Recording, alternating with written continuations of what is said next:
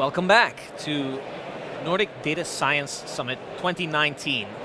I'm joined here by many new and exciting faces. We're going to be discussing going from data to operational excellence. Please feel free to introduce yourselves quickly, and we will start discussing the exciting stuff. Okay, thank you. Yes, my name is Galar. I'm a professor of condition monitoring in Luleå University of Technology and also heading the maintenance and reliability group in Technalia. Okay. I'm David Dadoun. I work for the Aldo group. It's a footwear retailer, wholesaler across the world in over 100 different countries. I'm the senior director of data analytics, business intelligence, and the whole data space. And I'm also, much like you, I teach at university as well back in Montreal. Cool. My name is Peter Wissinger. I'm the CEO of a niche consulting company helping large established industries do the digital transformation. Awesome. All right, so the title of this session, it's going to be a bit conversational. The title of this session is going from data to operational excellence. And what I have in mind here is there are many companies that have started the data journey, even if it's just for show. And a lot of them get stuck in a rut. They hire a couple of PhDs, or they make a center of excellence, or they have a BI department and now they're a data science department. And they're having a hard time getting from making POCs all the time into actually putting things into production or growing bigger and getting a bigger budget and moving forward and going into operational excellence. And so I'd like to hear all of your real experiences and why you think that it might be that people get stuck in a rut like that, or companies get stuck in a rut. Yeah, yes, sir. Let me start, maybe, yes, sir. Sure. Actually, as you say that is right, many companies, they start hiring some PhDs, some data scientists, and they start building a data lake, and with this they think, okay, so we are in the fashion thing of the data science. I would say that this is a huge difference from sector to sector. Here in Sweden, we have a very, very heavy haul machinery, industry, mining, and these sectors are not that mature. This is, I think I'm facing many problems with these sectors because they are very conservative sectors. Steel industry, mining, they have been there for 200-300 years, some of them, and to introduce digital transformation on this is some kind of challenge. Then I would say that now we are still, as you rightly said, in the fashion time. It's different from the other sectors like IT, that in Sweden is also very mature, like many companies that are here, like ABB or SKF or Volvo or Scania, that they have been there and they are in the digital transformation and they are actually improving the performance of their processes and the outcome of the business with digitization. I think there's a huge gap between different sectors, and if you see the digital transformation sector by sector, definitely is not uniform. Well, something we discussed on the panel right before this one was that what you should have as a goal is not the 5% increase in efficiency, but the 200% increase in efficiency. And you're not going to get that by simply taking something that perhaps is already optimized, that you've been doing for 200 years, and make it marginally better. You're going to have to change your business completely. You're going to be doing different kinds of business, maybe offering different kinds of products and different kinds of services. Can you share your experience with regards to retail? So retail is also a very special place because retail's been around forever. Everybody's been doing retail. Everybody's been buying something for the last many thousands of years, right? And the way retail operates, one of the big benefits as to why I joined the retail world, I was in consulting before, but I decided to join the retail world because there's access to so much information. We have so much data, and the thing is, I find that retailers just don't know what to do with that data.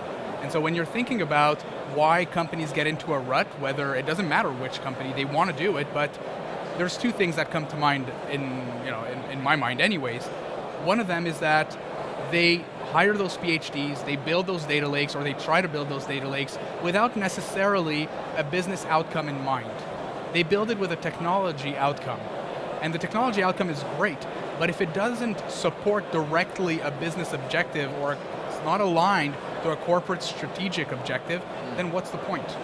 All right. So that's one of those things that I'm seeing that keeps companies in that rut. The other thing is, it's a conversation I was actually having with our CEO, is that we're never going to get the 1,500 people at the head office to be as data literate as everybody else. But we need to get them to a certain level of data literacy, because it's not true that my team of analysts can provide the support that 1,500 people are going to need. I can't hire enough people for that, and it's not worth it. Right. People need, it's a mind shift. People need to become data literate, and so to that effect, I'm actually building a data literacy program at Aldo so that we can get our people to become more and more active leveraging data, because only when they start to leverage that information will they actually get out of that rut, and you'll see the improvement in those processes and the benefits of operational excellence on data.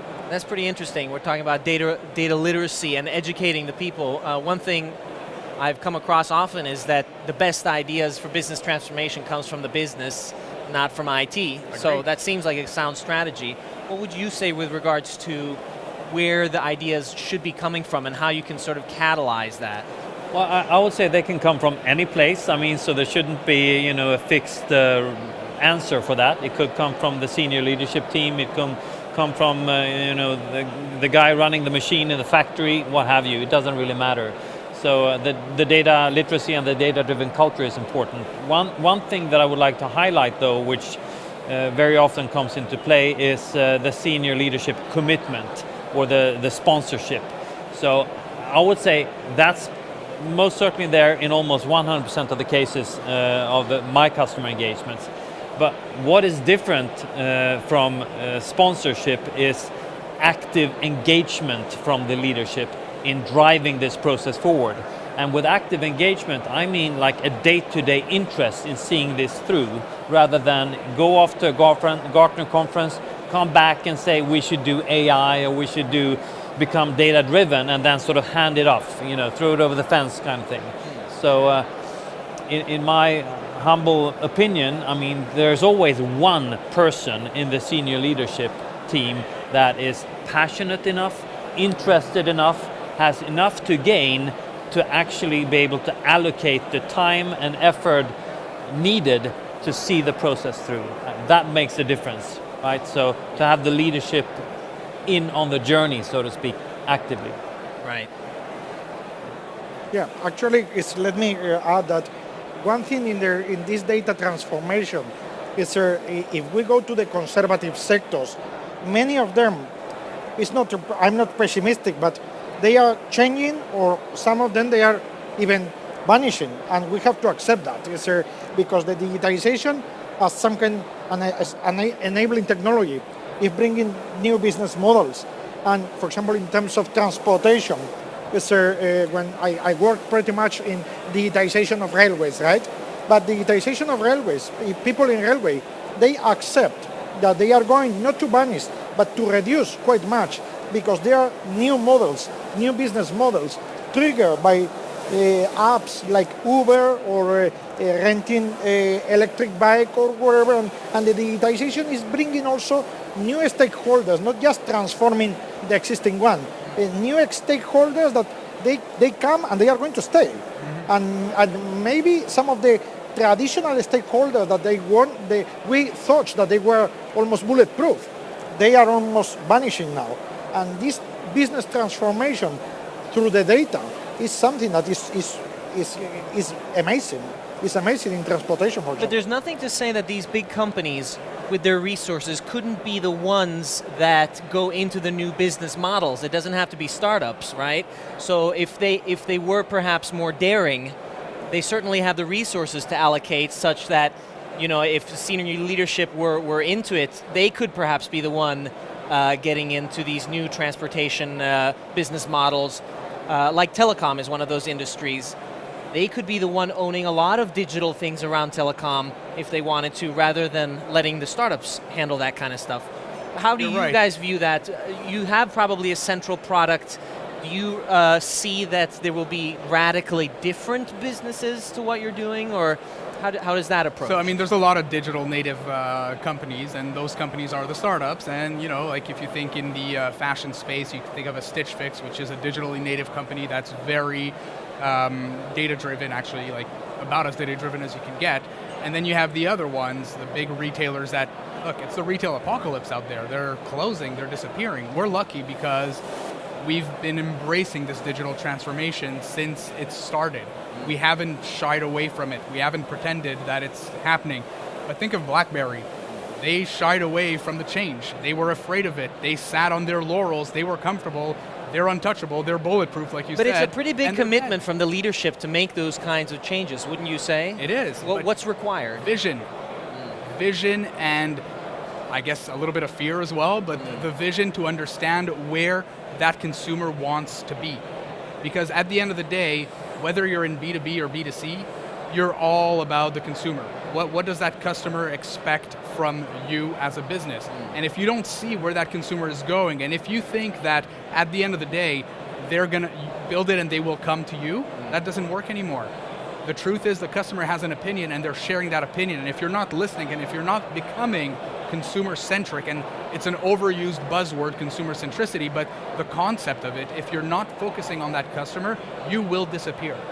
And you need to transform to be able to get to that customer. Don't be the frog in that pot of water that is going to stay there until the temperature hits 100 degrees. Yeah. Get out before or make the change. So the question then becomes, does this have to be an explosive type of transformation? If you're in an established industry, say telco or anything, and you've identified this is something we could be doing, a new type of business, a new service or anything, I think a lot of people are afraid to take the plunge.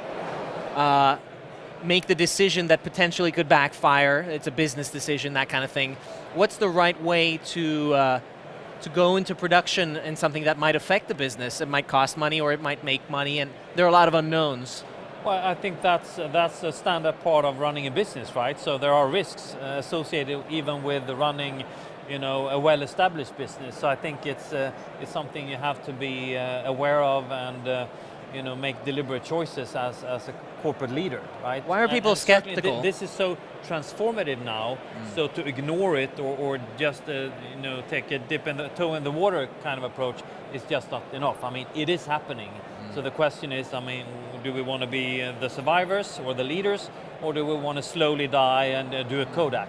Right. So I think there are no options today. Right. And obviously in this field there will also be a complete transformation of business models. I mean, going from retail to e-tail is one of those shifts that clearly is damaging some of the established retail giants. So what you have to be aware of is that if you are big, you're also a bit sluggish, right? So that's what you need to manage. You need somehow. to get going even earlier. Yes, you need to invest a bit more in becoming agile. But you can probably afford it. Yes, and that's the thing. And that's what most of these larger companies and established industries don't realize. They have the money and the means, and they can get the people to make the transformation quick without necessarily hurting their traditional business.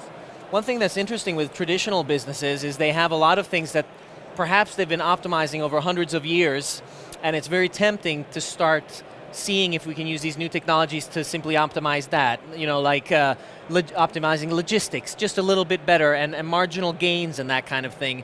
How can we get companies like the manufacturing companies and that kind of thing to not only look at the supply chain optimization, but also look at new business models and that kind of thing? This is actually a very key question, because we can link it with the fourth industrial revolution.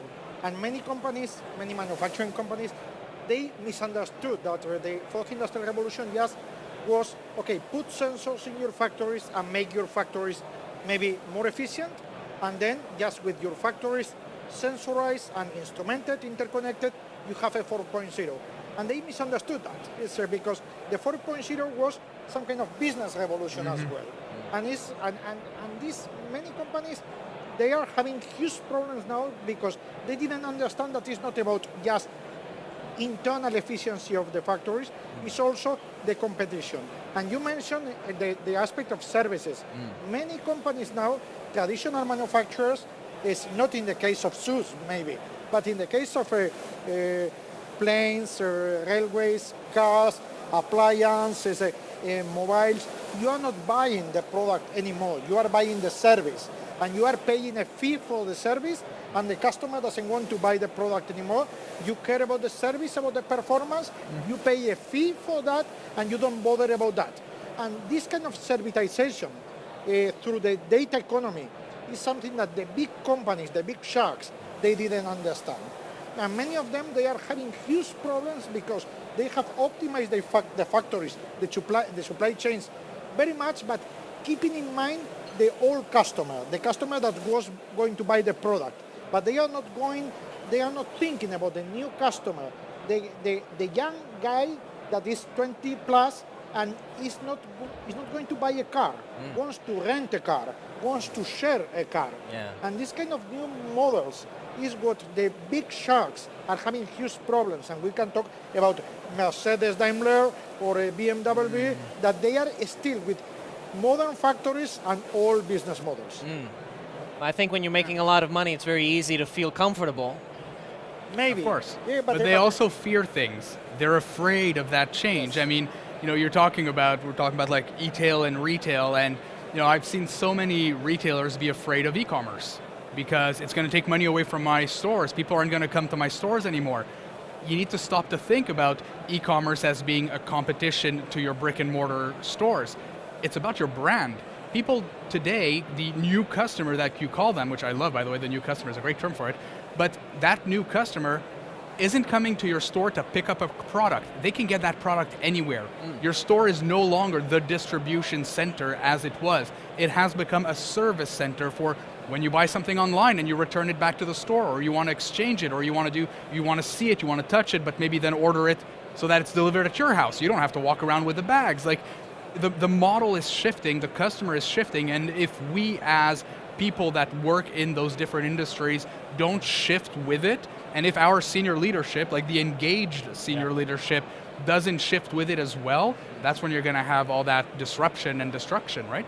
So how long does the timeline need to be in order to start getting the ship moving in the right direction? Like how far in the forward should you be looking, and how far forward should you be setting goals and that kind of thing in order to move it? I'm just disappointed at the slow pace of technical development, I have to say. I mean, we talked about in my sessions smart fridges. I mean, we started talking about smart fridges in early 2000, late 90s, and now they're getting there. I mean, smart fridges in reducing waste and being clever in advising what to buy and so forth. So it takes a long time, and I'm still, purchasing my car in the same way as I did before, my clothes in the same way as I did before. I don't get any smart and intelligent ways of consuming those goods as services, right? So for me, I can't wait to get it, and I mean, it's the large companies that are in the driver's seat still that can do that. I mean, timeline for me, as soon as possible. All right. We shouldn't be waiting anymore. So they can be looking at deploying this stuff now. The tech is there, right? So it's only protecting old business models or not being able to handle the change management aspects of this transformation that's stopping us. I mean, I could build literally a smart fridge myself with my limited technical knowledge today. So there's no reason why any of the big, good point, producers of that could do it. Yeah, and that would be a different model because it would be, you could have a subscription to services with the fridge and other things like that, which would be pretty cool. Yes. And so that change management, the question is, what's required of the companies in order to actually change then? I think I'm giving you all the tough questions. What type of change management? I think they are not prepared. They are not prepared to face this change because, as you said in your presentation, the changes are coming in weeks. I would say that it's in weeks. You have new stakeholders and new business that are popping up in weeks. You don't have from 1 year to another year. You don't have the time to wait. Then it's the reaction of the big sharks. They are so, let's say, elephant companies that many times they cannot move freely, and that's why now the big the startups, and now there are no barriers for the newcomers into the business. No stoppers. You have small companies competing with the big sharks, and they are in the same arena. And now arena is so dynamic that for me, if the old companies, they don't change their mind in such a way that they are monitoring the market with a huge flexibility. In production, they have to be lean production to be very agile. In logistics as well, but in business models, they have to be extremely flexible because otherwise the capital will leave these companies and go for the newcomers in the market. We were talking before with another panel on having like an evangelist, or one type of person that I've spoken about is having an enthusiast. You tend to have these people that if there's no system support, they have their laptop and they have Excel and they've made these pivot tables and they've asked, can I borrow your data because I'm trying to figure out what the profitability is, and they're enthusiasts and they might not have the support of the system. But those people would be spearheads if there were more buy-in from the leadership, or if there was a technology platform that could support them and that kind of thing. The question is, this person that's enthusiastic and wants to get things done, how high in the company does that person need to be in order to start getting effective change? Does it have to be in the in the top leadership, or can you have business unit owners and that kind of stuff? Is it important that it's at the round table? Well, I mean, it is important to have that support and have that, but the thing is, you'll notice that change can be top down or bottom up.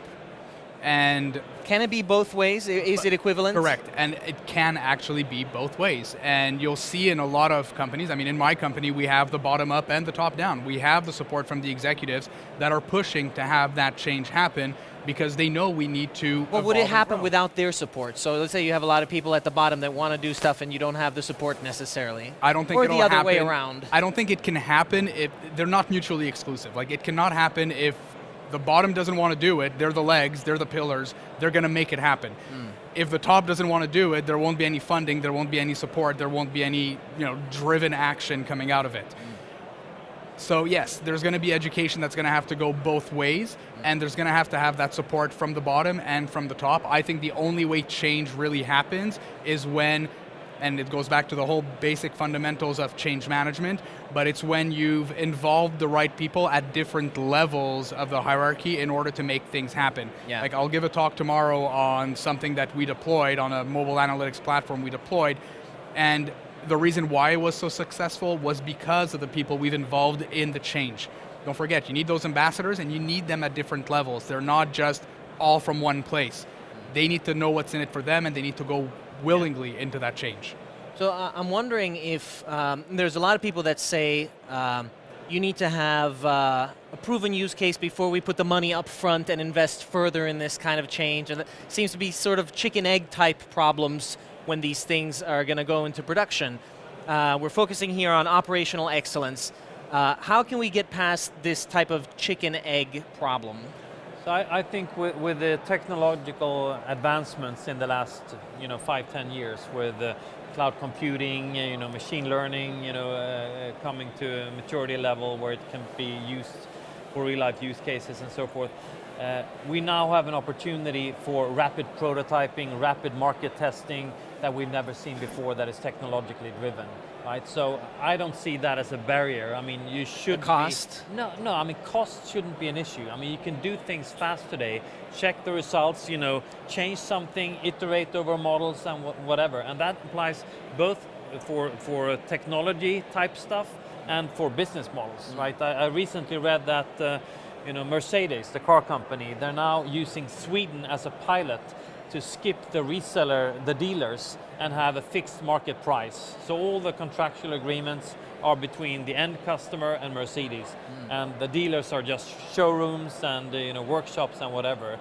And they do that in one country. They could have done it in one city, for all that I care, but it shows that yes, you can, even if you're a global company, pick a market, pick somewhere to test it, check back if it works, and then develop it further. So that's a pretty good example of something that is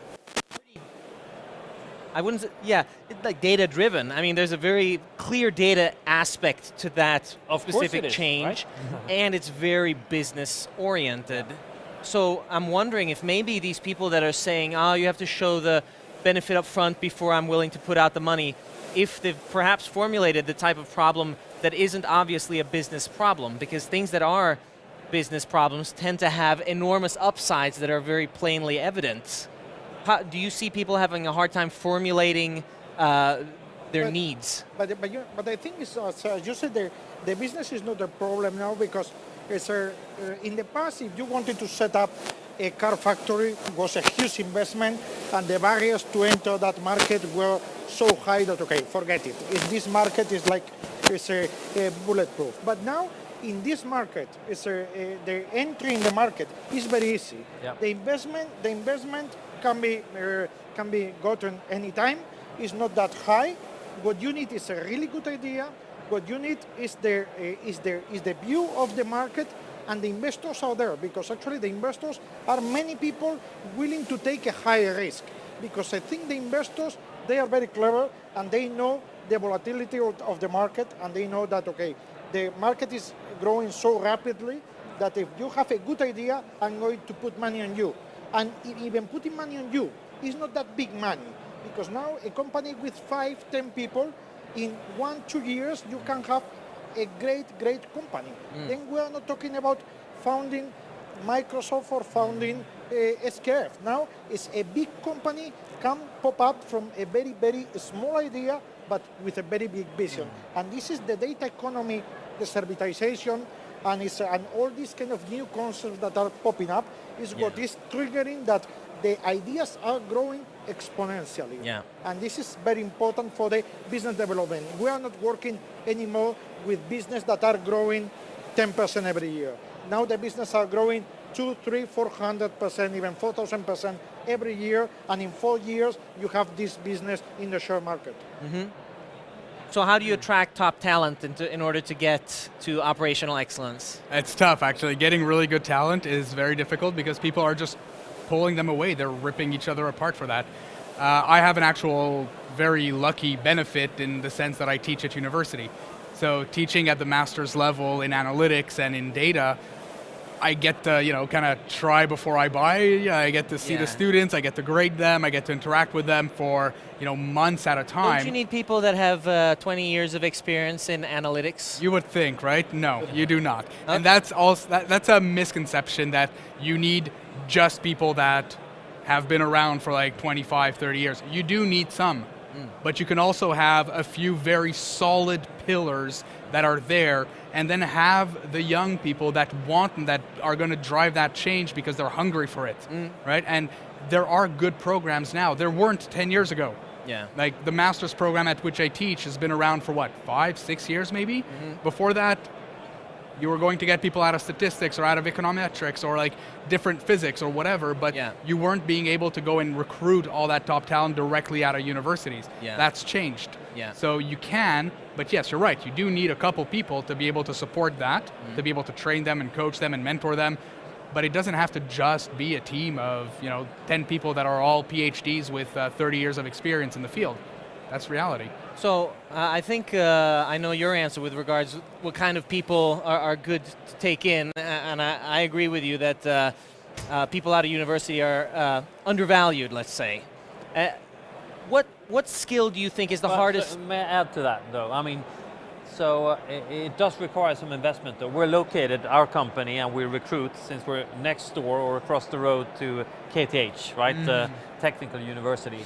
That's the best way to recruit people to our company. But it does require some onboarding also. So it's not as simple for a large company to just get a bunch of students in without the investment to onboard them, both from a technical perspective, but also from the domain-specific perspective. Well, that's the question: is what is the hardest skill? You have to have a bit of both. Right? What would you say is the hardest? Well, we mentioned data literacy. And in order to achieve operational excellence, you need people that speak the right lingo, that understand priorities and that kind of thing, understand what the technology is capable of. Which of those skills do you think is the hardest to teach? For me, personally, I think it's the lingo to be able to speak to the organization, spread the word. Speak about the opportunity, the storytelling, the passionate speech to the leadership team, conveying the message about the opportunity. I think that's the most important. Instead of having the super skilled people down in the basement with their frameworks and their tools and what have you. So it's the ability to talk about it, Right. to sort of lure out the opportunity and make the right decisions. Something like science communicators, except data communicators, I guess. Yeah.